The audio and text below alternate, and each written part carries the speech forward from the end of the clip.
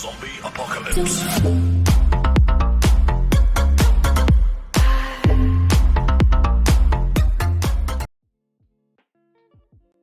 Good afternoon, BTBTED third year students who are currently taking TM, okay, which is the work-based learning with emphasis on trainer's methodology. We know it's such a long time we haven't met. My strategy personally is uh, to develop your independent learning through self learning materials. That's why I seldom conduct synchronous meeting. Uh, Instead, I provide you lots of reading materials or learning materials, including videos, or should I say, tutorials or materials as your reference for this course. Okay. Um, since finals is fast approaching, and today is April 29. So this is the last week for the month of April. There are things that I would like to announce and remind some important reminders.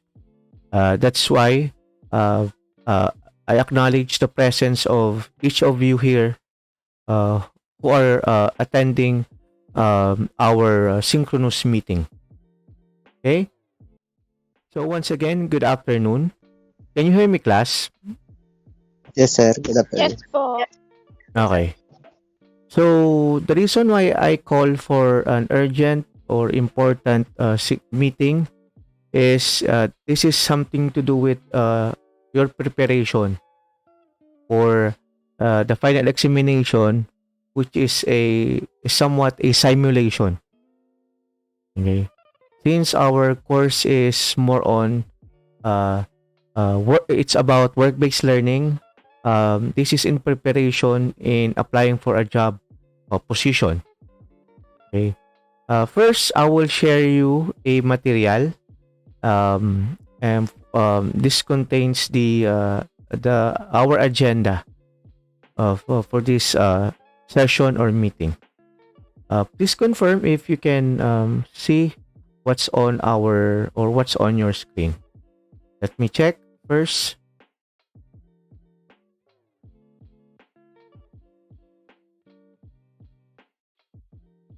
Class, please let me know if you can see what's on our screen. Nakikita na po, sir. Okay, how about the rest? Nakikita na po, sir. Okay, thank you. Sige.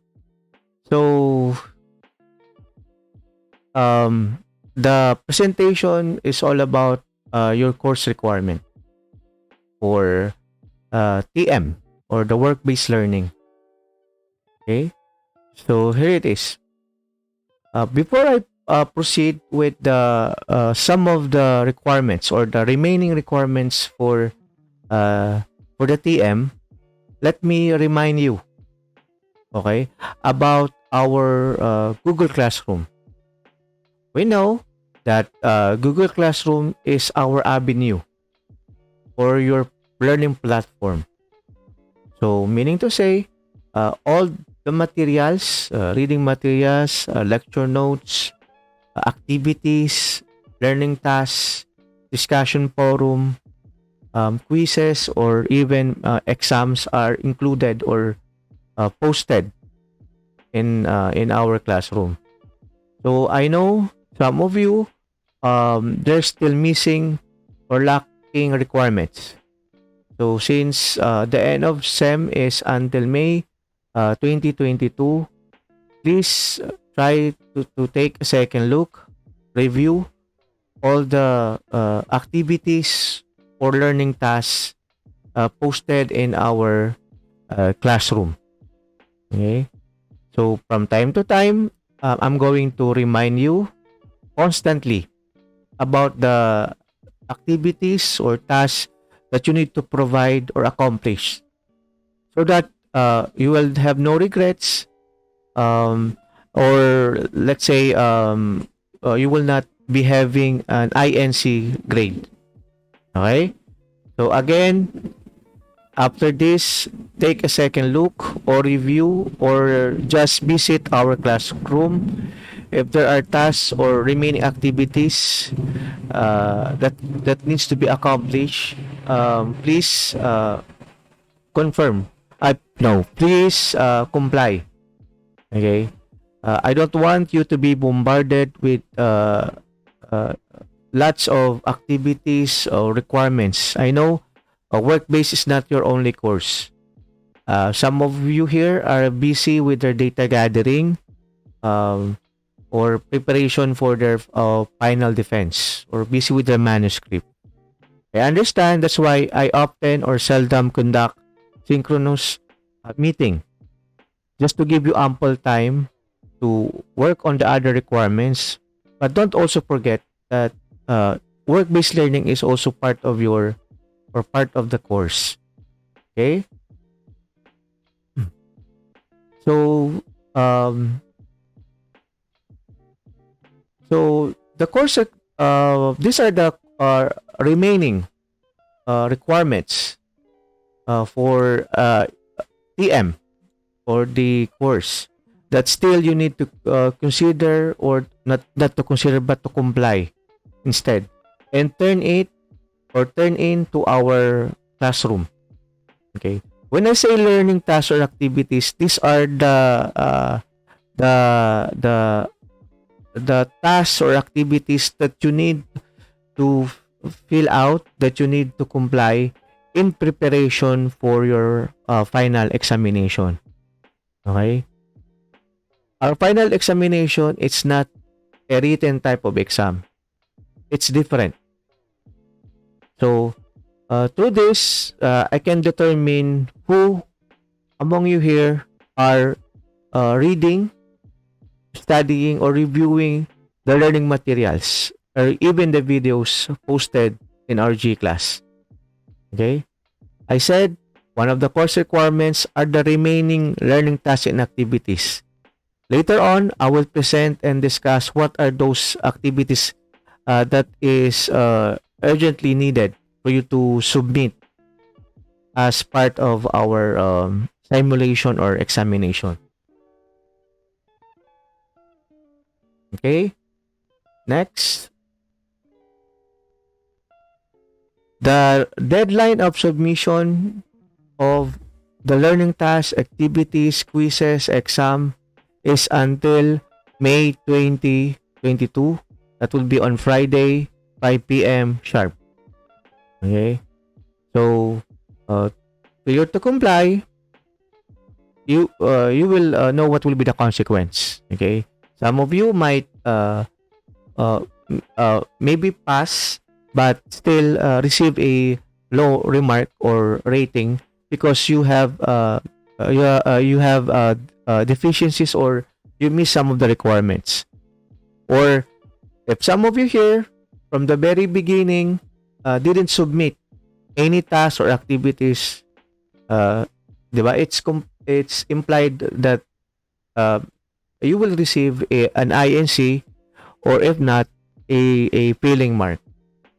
Okay, so again, I'm reminding you, please comply those tasks or activities posted in our classroom. Another course requirements that you're going to do is we will be having a what do you call this, a job panel interview simulation. Okay, so all of the reading materials that I provided, all the lectures and videos, you will apply it once we had this type of activity, the panel interview.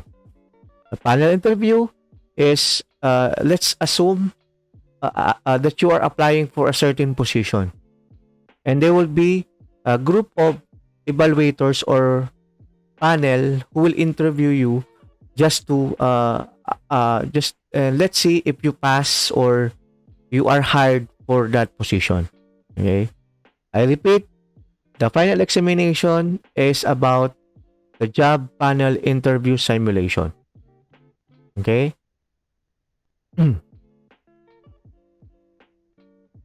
So before you undergo this type of interview, you need to submit the following documents. And these documents can be found in our Google Classroom. So this is what I said a while ago. These are the remaining learning tasks or activities that you need to comply. So the first one, class, is the application or cover letter. That is a learning task number. Wait a minute. Learning task number 6. Okay. Second is you have to submit your resume, and that is located in learning task 4. The third one is you have to submit your PDS or the personal data sheet, and the last is your outputs or your professional portfolio. So that can be found in learning task 3. As I've said, I'm going to repeat it again. You have to submit these vital documents. So this is part of the simulation. The panel will will check, will review if what position are going to apply based on your cover letter or your application letter, and they will see they will review your biodata or your profile. Your skills can include your skills, your hobbies or interests that is relevant to the position that you are buying for. Okay, and then the personal data sheet, and the last one is the portfolio.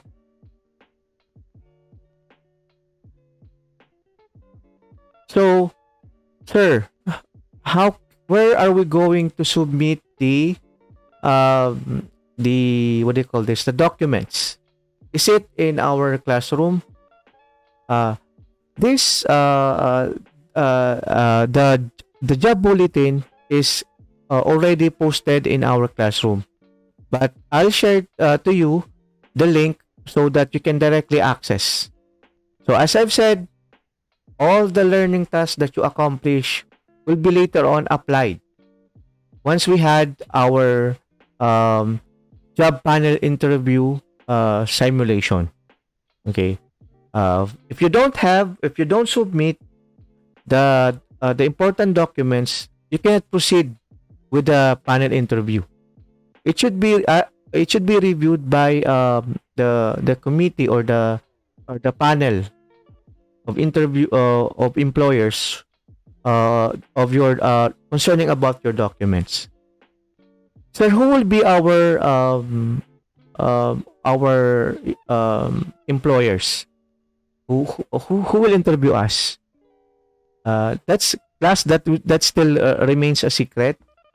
You will know who are the employers during the activity proper. So I'll send to you the copy of the or the link wherein you're going to submit your what do you call this, the document.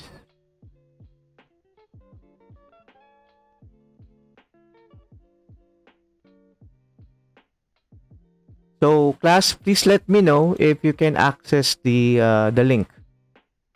I'll be sharing it to our group chat.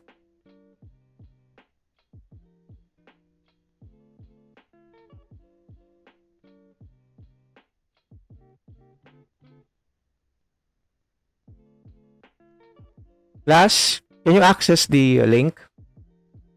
Please confirm. Yes po, sir. Okay. If you will notice, there are job vacancies. Okay, job vacancies posted. Okay. All you have to do is just click the job or the post or the job vacancy announcement posted. Okay.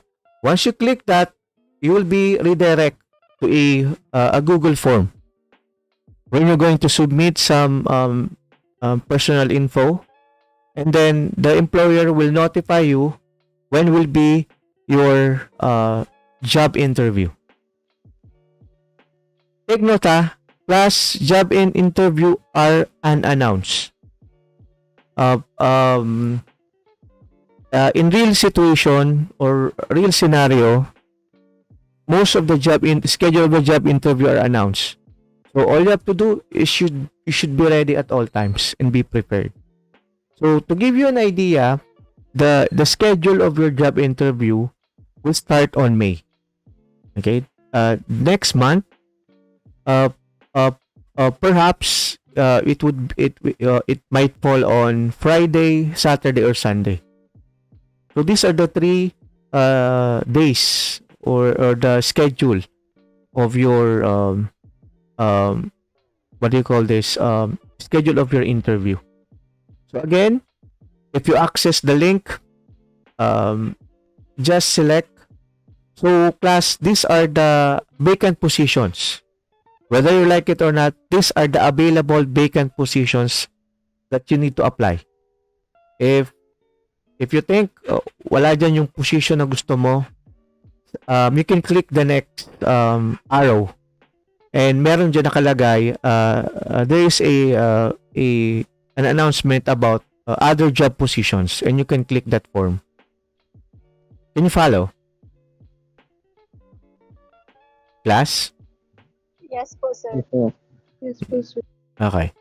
So again, after this, you can visit this link that I provided and select what type of position that you're applying for, and prepare the 4 important documents. What are the important documents? These are the application letter or the cover letter, your resume. The third one is your PDS or the personal data sheet, and the last one will be your portfolio. Okay. And wait for the announcement, or the employer will just message you to when will be the schedule of your interview. So, piece of advice, be ready at all times. Okay? Next.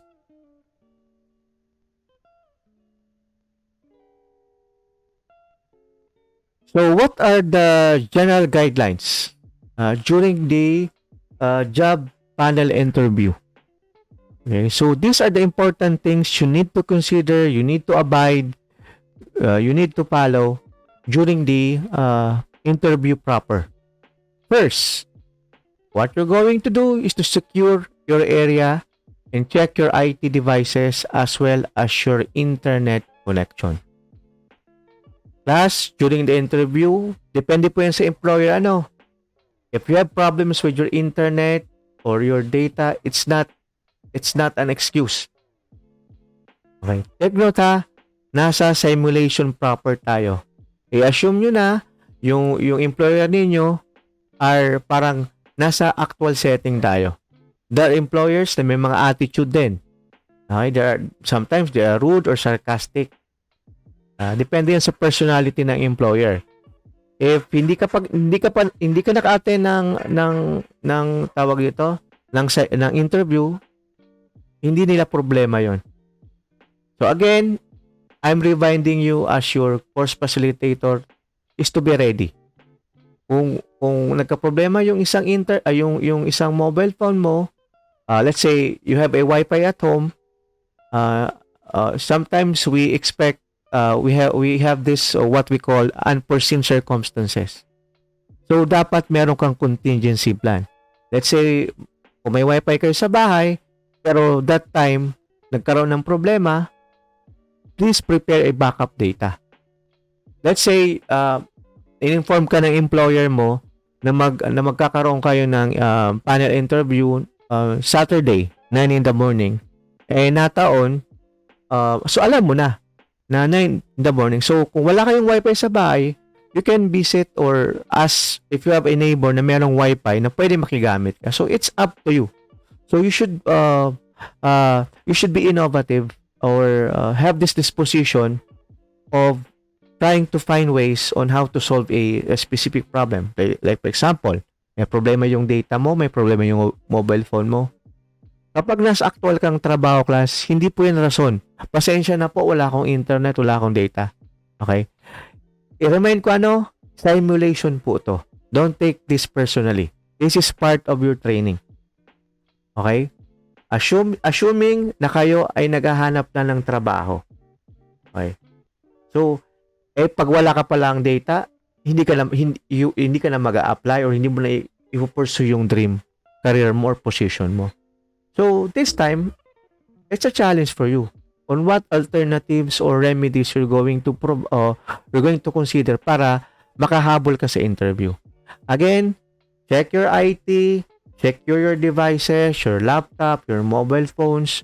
Kung may problema yung internet connection mo, prepare a backup data. Kung meron isang, halimbawa, nagka-problema yung mobile subscriber mo, let's say yung Smart, baka may Globe dyan or D2 na SIM na merong internet. So, gawan mo ng paraan. Okay? Second, this time, sabi ko, nasa simulation tayo. Please prepare address to kill. Okay? Part yan po ng ating simulation. Please wear your business or formal attire and be presentable. And i-evaluate po kayo ng mga ating employer during the interview proper. And take note be presentable po. Hindi po pag sinabing presentable baka yung labas yung cleavage, hindi po ganun ang minimin ko Ang tawag po natin dyan na suot natin business or formal attire. Hindi po swimsuit competition or bikini open po. Mag-a-apply po kayo ng trabaho. Hindi po kayo mag-a-apply sa Binibining Pilipinas or Miss Universe pageant. Okay? So again, be presentable, wear your business or formal attire. Third, be early at least 30 minutes before the call time or start of the interview. So let's say ang schedule mo is based on my example kanina, Saturday 9 a.m., 8:30 or 8 o'clock dapat ready ka na. Meaning to say, i-check mo yung IT mo, yung devices mo, yung internet connection mo, your data. Okay? So, kasi based on experience last time when I handled this subject or course, nagkaroon ng problema sa internet. Okay? Sa data nila. Sabi ko, please provide a backup. Yung ibang employer, hindi sila pinagbigyan. But yung iba, may mga employer kasi na considerate. So, binigyan sila ng time na okay, another day just to have the interview.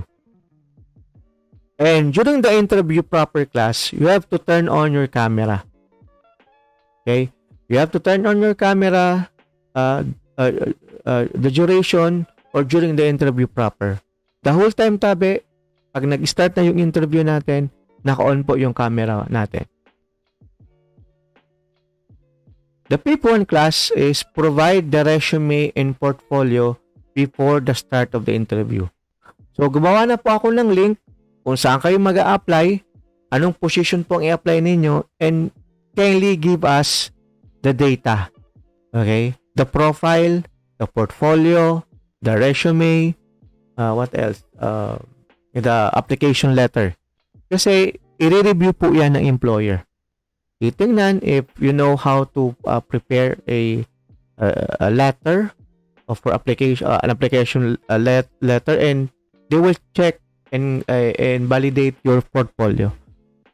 So, may bearing po siya during the interview proper. So, during the Q&A class, all applicants, or let's say, now this time, I will not call you students I will call you applicants as part of our simulation. All applicants will be given 1 minute to answer. This during the Q&A portion or warm up or basic questions. Okay. If you can still remember, one of our activity in our workbase is prepare a short video clip about introducing yourself. Kasi there are during the interview, you just present when during the introduction part, you have to present the gist, the important details of yourself. That is it doesn't need to be lengthy enough or mahaba yung presentation mo. Kahit 1 or 2 minutes will do. Lalo na kapag nasa panel interview kayo, binibigyan lang kayo ng certain period or time magsalita. Kasi marami kayong applicants eh. Kaya nga kaya tinatawag siyang panel interview. Hindi po siya applicants na one-on-one. So, you will be presenting the applicants in groups. 2 minutes will be provided to answer each questions raised by the members of the panel. So if they ask you some queries or for validation or for please be consistent with the time. Okay. Just give us the gist, the salient points, how you present a particular discourse or how you answer or how you respond to the queries of the panel. And take note of this class, take a conversational approach for this interview. Okay? And be ready for follow-up questions. And the results of those applicants who will be hired for a specific position will be posted in our G class after the activity. So these are the general guidelines on what you are going to do during the panel interview proper. So class, do you have any questions or clarifications about the guidelines before we proceed with the next? Please let me know.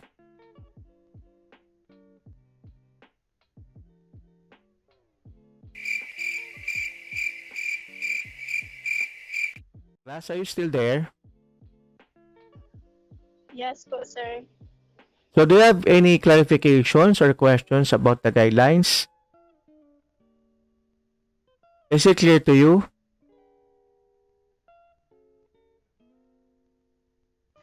Yes po, sir.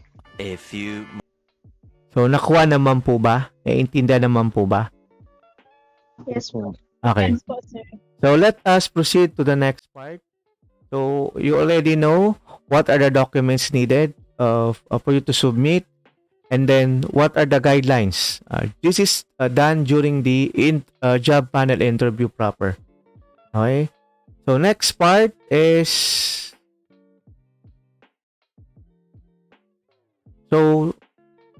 this is how the employers or will give you grades by means of the rubrics or the criteria. So here, ito yung on the perspective of the employers, ito yung forms na ibibigay ko sa kanila. So this how you will be evaluated. So what are the 4 important criteria? So here are the following. First one is the personal attributes, which is 20%. The reason why I ask you to turn on your camera the whole period or during the duration of the interview is because of this criteria. We should provide a good eye contact and poise during the interview, and you should the reason why Sir Kenji decided to conduct this simulation is I want to develop and boost your confidence. Okay. Second part or this another criteria is about your personal appearance, and it has a bearing of 20%. So here it talks about your the way you dress. Okay. So here you have to dress in appropriate business attire. No sandals, tennis shoes, t-shirt, short skirts, etc. So in other words, wear business attire. Don't you know that one of the tips in applying for a job is you have to dress to kill. You have to impress your the employer that you are ready, you are confident, you are poised, and your appearance speaks for itself. That you are ready to apply or to get the desired position you want. The third one, class, is about your response to the employers. So here, the what is meant by responses, which is the highest rating given to an applicant, which is 40%. So it talks about the employee or the applicant, not employer, no, the applicant, I should say. The applicant gives organized, well constructed, and confident responses that are genuine, true. Okay. And I already provided you materials or readings about how to answer certain questions with proper gesture, and it seems that you are confident with what you said or what you say. Okay. The fourth or the last one is about your interests, meaning to say, are you dedicated? Are you enthusiastic? Do you really want this position? Or in other words, you are interested in the position and enthusiastic about the interview. So these are the four criteria on how the employers will evaluate you during the panel interview. Okay? Again, this is the criteria or the rubrics during the interview proper. And these are the meaning behind. Okay, what are these four categories or criteria? And take note of this, the responses. Okay. So learn how to answer questions with in a polite manner, and how we're going to convince the employer that you should be the one, you should be hired or be part of this company or organization. So after the employer will be evaluated, you will be ranked. So let's say the first part of the activity is panel interview for TLE teacher in electrical technology. So there are 7 applicants. So kung sino yung nag-rank 1, siya po yung ma-hire sa trabaho. O siya po yung may mataas na rating. Okay? And since we are done with the panel interview, another requirement that you need to accomplish is in preparation po. Kasi aside from the interview, kailangan nyo mag-take ng exam or entrance exam or not entrance exam or employment test or career examination. At least to give you an idea, I prepared an exam na may halo ng civil service or eligibility, and the other one is for LET or licensure examination, or some of the questions were derived from previous LET exam, and some of the questions also I got it from the civil service professional eligibility. So at least matuto kayo dito. Matututo kayo dito sa course na to kung paano mag-take ng exam, paano kung paano sumagot sa interview, and paano makuha yung position na gusto natin para sa ating dream career or job. So class, I leave with this slide, for the final slide, a motivational quote from Milton Berle. So, if opportunity doesn't knock, build a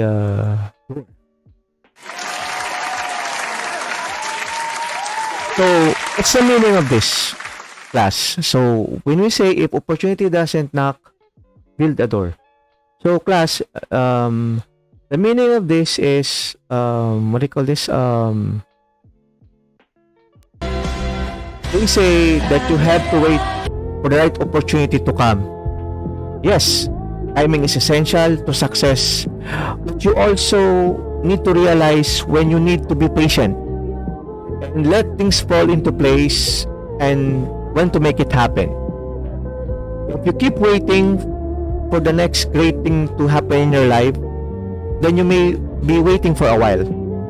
It's better to do something about it. So meaning to say, based on what Milton Berle said, if opportunity doesn't knock, build a door. Sometimes it's all about creating that right opportunity instead of just waiting for it to come.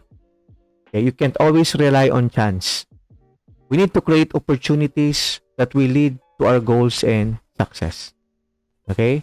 So that is how I end my reminders, announcements about the remaining requirements and class. What I mean, good luck, applicants, for your panel interview, and we will start on the first week of May. Perhaps it will be on Friday, Saturday, or Sunday. Let me know, class, if you have some questions or clarifications about your what should I say? Your final requirement. May katanungan ba? May clarification ba? Para at least ready na kamo, ha? So it's open forum tayo. Do you have any thing in your mind that you would like to verify from me?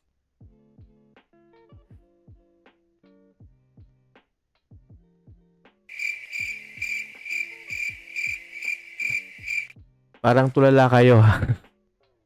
Last, kakamimit lang natin, ha. This will be our, hopefully, actually, hindi naman last kasi I'll be part of the panel of interview sa inyong activity. Class, are you still there? A few moments later. Everyone, can you hear me? Yes, Mr. Bes, sige, Mr. Besin, can you, what is it po?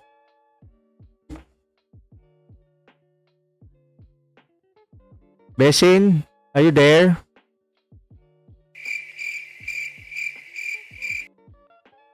Rojan, andyan ka po ba? Pagalawin mo naman po yung baso. Rojan, ano yung tanong mo po? Hindi ko mabasa. Ilan po sir yung approximate time sa whole interview po? Okay, good question. So let's say, di ba binigay ko na yung link ng application ng kung saan kayo mag-a-apply. Depende kasi sa applicant eh. Halimbawa, karamihan gusto mag-apply for instructor sa, let's say, sa food service. So, nataon, ang applicant nasa 10. Pero ang ini-entertain namin kasi usually, mga 8. Yan na, 8 first batch. So, the rest, second batch na, third batch. Kung marami po yung applicant, minsan, ang maximum kasi natin is 30 minutes eh. Pero, sabi ko sa guidelines, diba natin, may mga employer po na makulit din. They're assertive and sometimes they, what do you call this, ask follow-up questions. So, usually, naglala siya mga 30 to 40 minutes. Pero depende po sa applicant. Halimbawa naman, sa service crew, nag-apply 3 or 4 lang. So, in less than 30 minutes, tapos yung interview. Pero depende pa rin sa employer, ha? What else?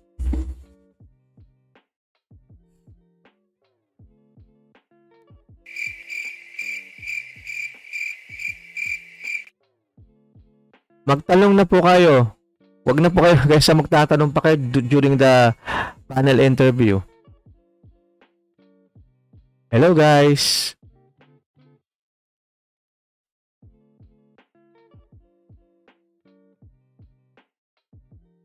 Are you still there po? A few moments later. Sir, Yes po. yung concept po ba namin is like fresh graduates po na mag-a-apply po? Pwede pong i-assume nyo na, let's say, may 3 years experience kayo. It's up to you. Kung fresh graduate kayo, kung pwedeng sabihin nyo din. Pero dapat, kung anong sinabi ninyo, dapat it should be reflected on your document.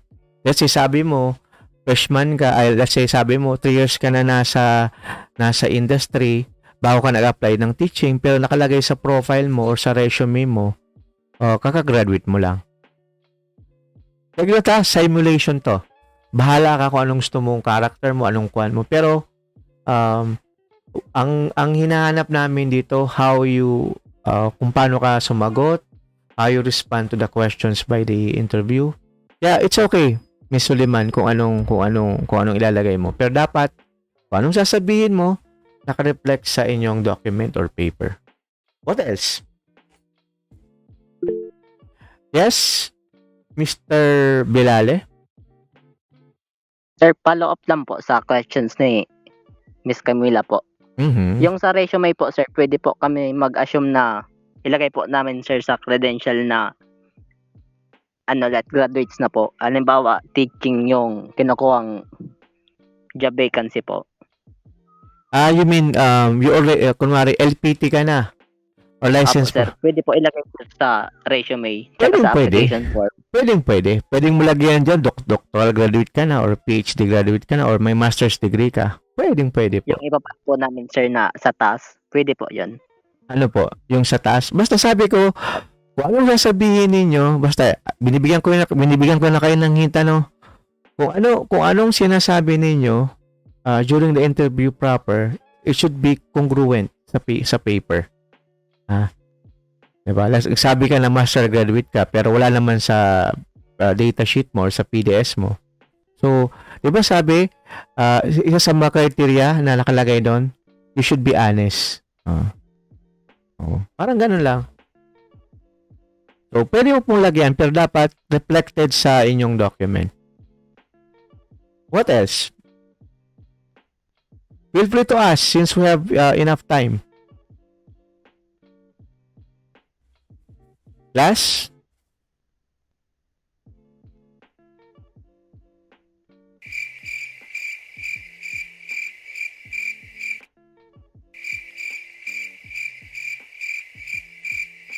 Parang natameme kayo, natulala kayo. Tagal natin di nagkita eh. Sabi ko sa inyo, pabiluan ko lang kamo. Sige, learning tasks, learning activities, materials, pero pag abot kang April, may pasabog na ako. Kung yun na, mapo na kita kang actual. Ilingon ta digdi, kung sisay talaga nagbabasa kang material, ang nag-comply, diba? Sabi ninyo, I have to be lenient. I have to be considerate. Okay, we don't conduct synchronous meetings. No problem. Be considerate with the deadline. No problem. Kaya sabi ko, sige lang, submit lang kayo ng learning tasks and activities. Pero pag palapit na yung end ng SEM, dyan na po ako maghihigpit. So, yung mga learning tasks, activities natin, may deadline na po siya. So, na-mention ko na po kung kailan. Pero, yung learning task for 3, 6 ata, and even the PDS dapat by Wednesday, mai-submit nyo na. Okay? Yeah, I already provided you the link kung saan kayo mag-apply, kung saan kayo magso-submit, and ino-notify kayo ng employer kung kailan ba yung inyong interview. Sometimes it is unannounced ha. Sometimes i-remind kayo niyan, okay, you will be having an interview this Saturday 5 p.m. So, na-remind ka hapon o nalaman mo after lunch na. So, ganun po yung, basta sabi ko sa inyo, this coming month or this coming weeks po, be ready. Naka-simulation mode tayo ngayon. Na let's assume na kayo po ay mag-a-apply ng trabaho. Okay? Pero I know you have a subject. Alam ko naghahabol kayo ng research or thesis. Kaya sabi ko, ini-inform ko pa rin kayo na baka Friday, Saturday, o Sunday kayo tawagan. Okay? So, are there any more questions po or clarifications? Huwag na po mahiya magtanong. Class?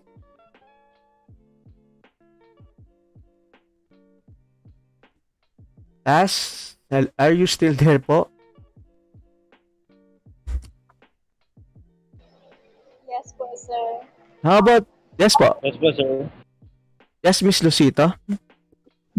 Wala na po, sir, yung tanong ko kasi nasagot mo na po yung about sa yung ina-notify po, sir. Okay na po. Thank you. Okay. Ano pa? So, is it clear to everyone? So, is it clear to everyone? Yes po, sir. Okay. Yes po, sir. So, I assume that you are ready. Next week, mag-umpisa na tayo. Yung, kung sino po yung mag-submit, reminder, hindi kayo makakapag-conduct ng interview kung wala po kayong sinubmit na document. So, yung pong document na po, yun po ang babasehan namin. Okay, kung anong in-applyan mo, kung ano yung mga submit mo na resume or profile. Yun ang titingnan. Kaya bago kayo mag-interview, pinag-aralan na ng employer. Okay, na yung inyong profile or data. So and last, pag-aralan nyo na po yung mga tanong na ibibigay ng employer. Yan pang tip ko sa inyo or advice. Okay. May mga instances, saka wag nyong personally may mga instances during the simulation, may mga rude, sarcastic na mga employer. Kasi just to prepare na just to ang tawag dito, pagandaan ninyo. Kasi iba kasi yung mga natutunan niyo sa academe, iba din pag nasa actual setting na kayo or nasa actual world na kayo sa larangan ng paghahanap ng trabaho. So, dapat ngayon pa lang sinasanay namin kayo or training namin kayo ano ba mag-apply sa isang trabaho. Okay? So, I already provided you po the materials, yung mga topics about ano mga dapat isagot. Okay, another tip class, wag kayo even in real life, wag kayong magtatanong kung magkano agad ang salary. Hindi pa kayo nag-uumpisa ng trabaho, automatically nagtanong kayo agad kung magkano ang salary. Okay. Sometimes sa mga job posting or announcement of vacancy, makikita naman doon kung anong salary grade. Kasi sa salary grade kayo malalaman mo kung anong equivalent niya, kung ilan ba siya sa kung ano ba ang value niya. Okay? Kasi kasama na dun sa announcement eh. Pero pag interview proper po, as much as possible, huwag kayo agad magtatanong about sa salary. It's very unethical po.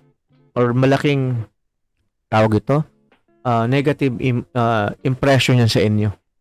Kasi you applied because of alam naman natin, we kumbaga sa practical na dahilan, we want to work because to have a salary stable para at least salary na kailangan namin. But para tawag dito sa industry na ginagalawan ninyo or sa organization na pinagtatrabahuan natin, let's say sa academe, sa education, mag-apply kayo as teacher, it would be unethical as an applicant na tatanungin agad sa yung salary sa boss niya or sa employer niya. Okay? So, hindi po magandang tingnan. Kumbaga, it creates a negative impression about you as an applicant. Ano pa yung mga important tips? Applicants try to practice facing a mirror kung paano kayo mag-explain, paano kayo mag-cite ng inyong discourse about a certain topic or a certain how you answer or respond a certain question. This also tape ay ibinibigay ko rin to sa mga students na nag-prepare for their teaching demo. So, kailangan nyo ng constant practice. Kasi before you deploy, bago kayo mag practice teaching or learning experience, ano yun? Experiential learning. Kasi tawag doon dati is practice teaching is kailangan you will undergo teaching demo.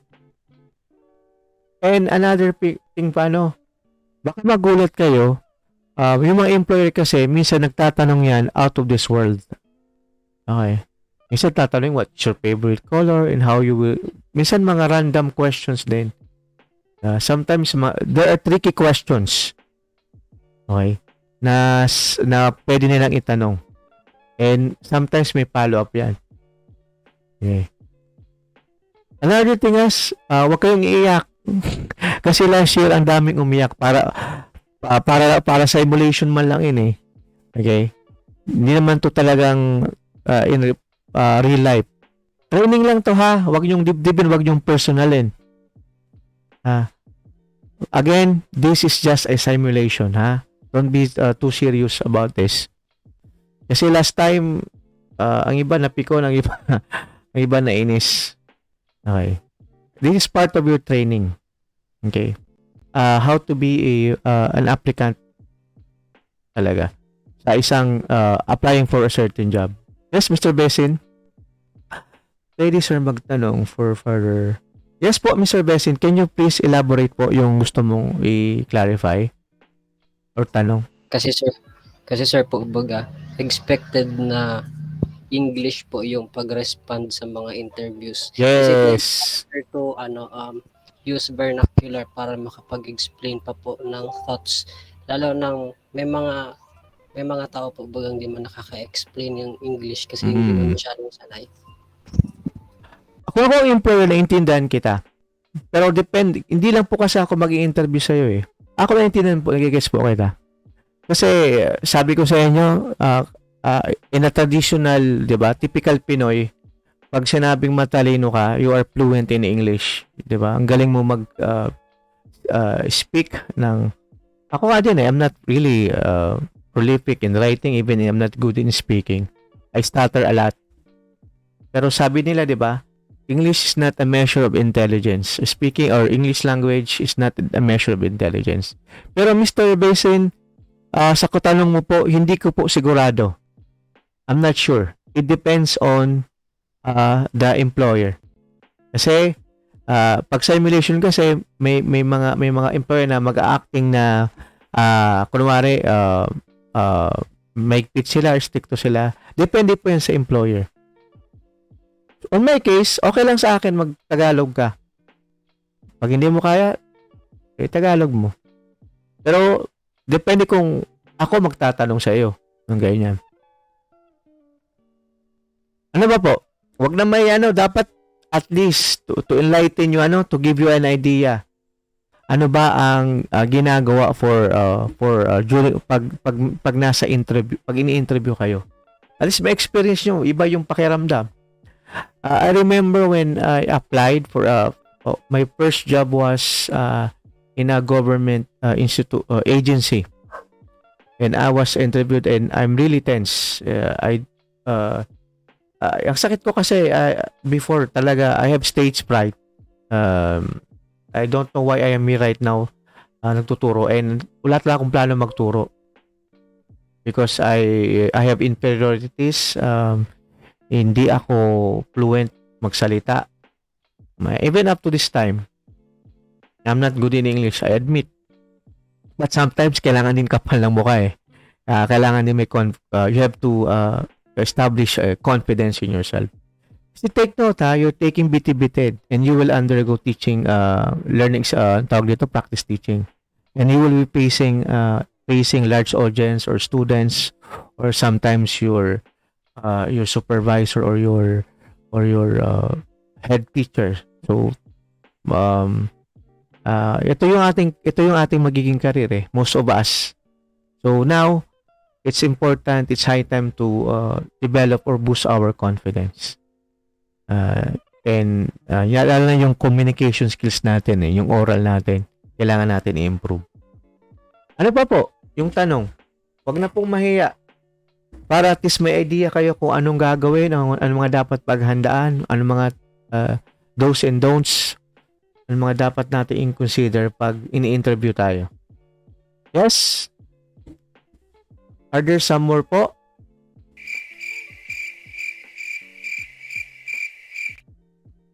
Class, are you still there? Ready na po ba kayo? Who else? Yes. Wala na po ba? That would be all na po. Hello? Am I talking to myself? Hello, class? Okay na, sir. Okay na. How about the rest? Okay. TV, okay na daw. How about the rest? Okay na rin po, sir. Okay, so hearing none. So, again, I'm reminding you, yung binigay ko pong link, doon po kayo mag-a-apply. Bigyan ko kayo at least 5 days, ano.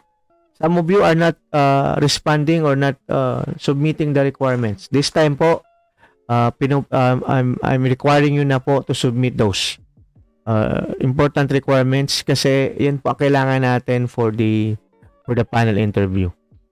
So, again, good luck applicants po, ano. Best of the best po tayo. Kung sino po yung na-hire siya po yung may mataas na rating. Yun lang po, ganun po kasimple. And reminder, no, this is just a simulation. Yun lang po. So, if you have no questions or clarifications, may I ask to turn on your camera as a proof or evidence that we conduct online class or online meeting. Please cooperate, everyone. Okay, eyes on the screen. How about the others? We cannot, before we end, Tabi, please turn on your camera. Okay, Miss Ernesto, Marco, Pitago, Vista, please turn on your camera. Okay, Miss Rivero, eyes on the screen. Sige. 1, 2, 3. Smile. Thank you, class. Thanks for your time and keep safe. Thank you, sir. Thank you, sir.